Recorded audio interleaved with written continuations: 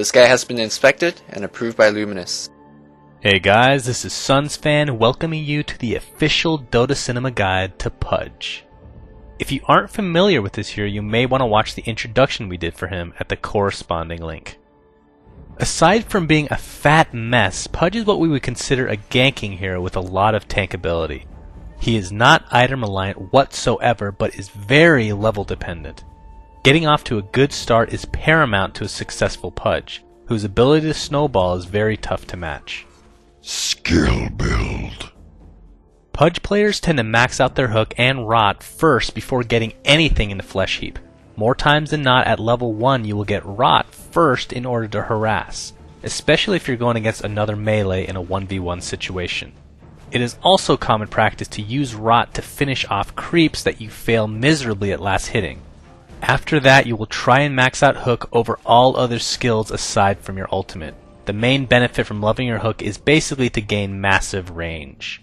And the reason Flesh Heap is ignored until level 10 is because any strength you may have missed out on while it wasn't skilled will be gained once you finally skill it, meaning it is retroactive. But picking up an early level of Flesh Heap could be considered if you feel the extra HP and magic armor is needed for your particular situation. And finally, as with many heroes, you will want to skill your ultimate as early as possible. Item build. Starting items for Pudge would include a stout shield and basic regeneration items. A stout shield could be substituted for a quelling blade if you're 1v1ing another melee in mid. The reason for this is your last hitting will become a top priority since there isn't a range hero to harass you down in lane.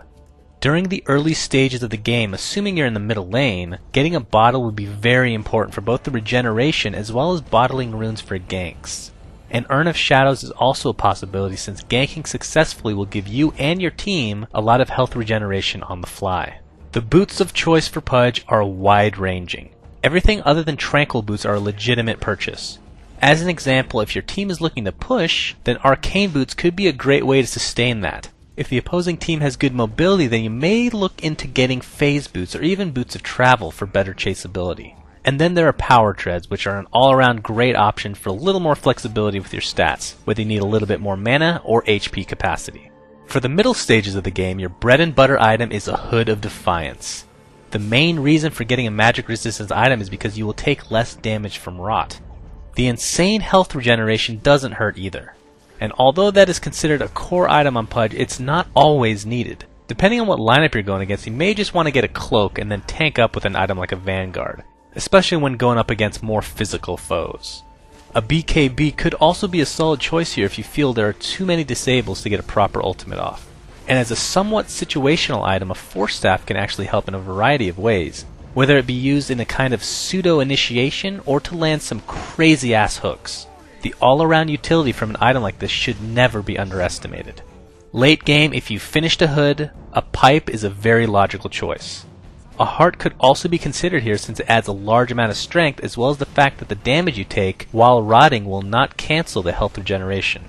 Lastly, a great item if you feel confident in your ability to channel Dismember is an Aghanim Scepter, since you could potentially heal to full life by eating someone's face. Gameplay. Your intention with Pudge is to snowball into an out-of-control monster. Ganking is the main priority, so make sure you bottle those runes to the best of your ability. Pushing the lane with your rot is also a good tactic if you aren't 100% confident in getting the runes yourself. But subtlety is the name of the game for Pudge. If the opposing team has wards while you get a rune, you can't just barge into the closest lane expecting a free kill. Depending on what rune you get, you may want to enter through the actual lane. Or even just go back to mid and when the lane is pushed, teleport to whatever lane needs a gank and have at it. Every time your ultimate is off cooldown, which, let's not kid ourselves, is most of the time, you'll want to gank at all costs. And although this may technically lie in the item department, the next two items are so useful for ganking that they should not be overlooked.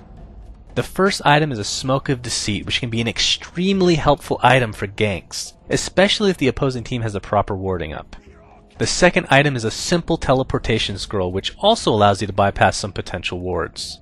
The reason for these items is because Pudge is very easily avoided during the laning stages if the proper ward control is possessed. But both smokes and TPs throw everything out of the equation, which is exactly what Pudge wants, because he can't do math anyway. And if you're thinking you should rely on your supports to buy the smokes, shame on you, good sir! A successful gank will more than pay for a smoke, so don't try to be stingy.